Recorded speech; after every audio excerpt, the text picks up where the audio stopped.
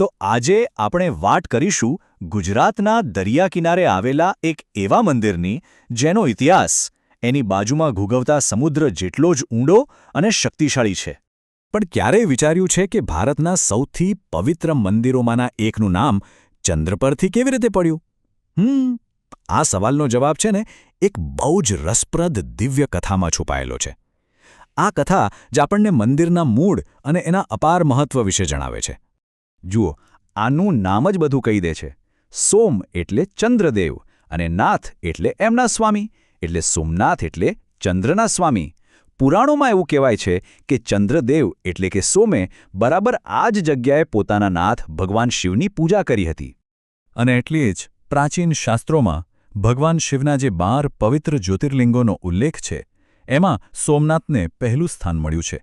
હવે આટલી દિવ્ય ઉત્પત્તિને કારણે આ જગ્યા એક મોટું તીર્થધામ તો બની જ ગઈ, પણ દુર્ભાગ્યે એની સાથે જ એ આક્રમણકારોના નિશાના પર પણ આવી ગઈ. અને બસ અહીંથી જ એના અત્યંત સંઘર્ષમય ઇતિહાસની શરૂઆત થઈ. આ મંદિરનો ઇતિહાસ જુઓ તો એ વિનાશ અને પુનર્નિર્માણના એક અવિરત ચક્ર જેવો છે. આ એક અતૂટ જુસ્સાની કહાણી છે. સદીઓ સુધી આ મંદિરને વારંવાર તોડવામાં આવ્યું, એને અપવિત્ર કરવામાં આવ્યું, પણ થયું શું? શ્રદ્ધાળુઓએ ક્યારેય હાર ન માની. દર વખતે એને ફરીથી બેઠું કર્યું. જરા આ ટાઈમલાઈન પર નજર કરીએ. 725માં સિંધના ગવર્નર અલ-જુનૈદે તોડ્યું, તો 815માં રાજા નાગભટ્ટ બીજાએ ફરી બનાવ્યું. 1024માં મહમૂદ ગઝનવીએ લૂંટ્યું, તો 1026માં રાજા ભીમદેવ અને રાજા ભોજે પાછું બનાવ્યું. 1297માં ખિલજીની સેનાએ તોડ્યું, 1395માં મુઝફ્ફર શાહે લૂંટ્યું. આમાં એક પેટર્ન દેખાય છે. દરેક વિનાશ પછી લગભગ તરત જ એક મજબૂત સંકલ્પ સાથે પુનર્નિર્માણ થયું. આ જ તો છે એની તાકાત.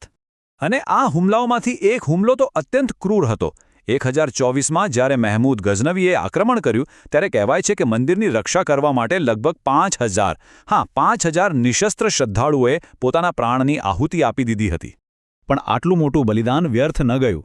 લોકોનો જે અડગ સંકલ્પ હતો એ ક્યારેય મર્યો નહીં. એ 20મી સદી સુધી જીવંત રહ્યો. અને આખરે આઝાદી પછી ભારતના નેતૃત્વમાં આ સંકલ્પને એક નવી તાકાત મળી. તારીખ હતી 12 નવેમ્બર 1947. ભારતના લોખંડી પુરુષ, નાયબ વડાપ્રધાન સરદાર વલ્લભભાઈ પટેલે પ્રતિજ્ઞા લીધી કે સોમનાથનું ભવ્ય પુનર્નિર્માણ થશે.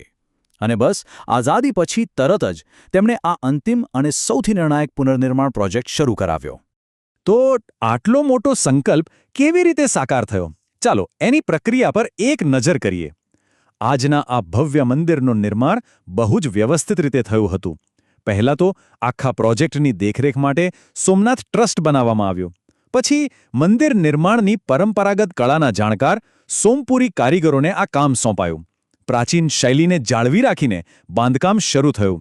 અને છેવટે 11 મે 1951ના રોજ ભારતના પહેલા રાષ્ટ્રપતિ ડૉક્ટર રાજેન્દ્ર પ્રસાદના હસ્તે મંદિરનું ઉદ્ઘાટન થયું. એટલે સોમનાથનું મહત્વ ફક્ત એક મંદિર તરીકે જ નથી, એના ઘણા બધા સ્તર છે. એ 12 જ્યોતિર્લિંગોમાં પ્રથમ છે. એની કથાઓ મહાભારત સાથે પણ જોડાયેલી છે. એ જગ્યાની બિલકુલ નજીક છે જ્યાં ભગવાન શ્રી કૃષ્ણએ પોતાનો દેહત્યાગ કર્યો હતો. આ મંદિર સાંસ્કૃતિક અને રાષ્ટ્રીય પુનર્નિર્માણનું જીવંત પ્રતીક છે. અને હા, એશિયાટિક સિંહોના એકમાત્ર ઘર એવા ગીર જંગલની બાજુમાં હોવાથી એનું કુદરતી મહત્વ પણ છે. ટૂંકમાં એ શ્રદ્ધા, ઇતિહાસ અને પ્રકૃતિનો સંગમ છે. તો ચાલો એની યાત્રાને 2 ભાગમાં જોઈએ. ત્યારે અને અત્યારે. ત્યારે એ વારંવારના સંઘર્ષનું કેન્દ્ર હતું. અત્યારે એ શાંતિ અને તીર્થયાત્રાનું ધામ છે. ત્યારે એ વિનાશ સામેના અતૂટ પ્રતિકારનું પ્રતીક હતું. અત્યારે એ સફળ સાંસ્કૃતિક પુનર્નિર્માણનું પ્રતીક છે. ત્યારે એની સંપત્તિ વારંવાર લૂંટાઈ. અને અત્યારે એ આપણા રાષ્ટ્રીય વારસાનું એક અમૂલ્ય રત્ન છે. આ સરખામણી જ મંદિરના અંતિમ વિજયની આખી કહાણી કહી દે છે. તો આખી વાતનો સાર શું? એક એવા મંદિરની ગાથા જેણે ક્યારેય ખંડેર બનીને રહેવાનો સ્વીકાર જ ન કર્યો. એ આપણને વારસા અને શ્રદ્ધા વિશે શું શીખવે છે? કદાચ એ જ કે ભૌતિક ઇમારતોને તોડી શકાય છે, એને નષ્ટ કરી શકાય છે, પણ જે શ્રદ્ધા, જે સંકલ્પ અને જે જુસ્સો એ ઇમારતોને જીવંત રાખે છે, એ ખરેખર શાશ્વત હોય છે.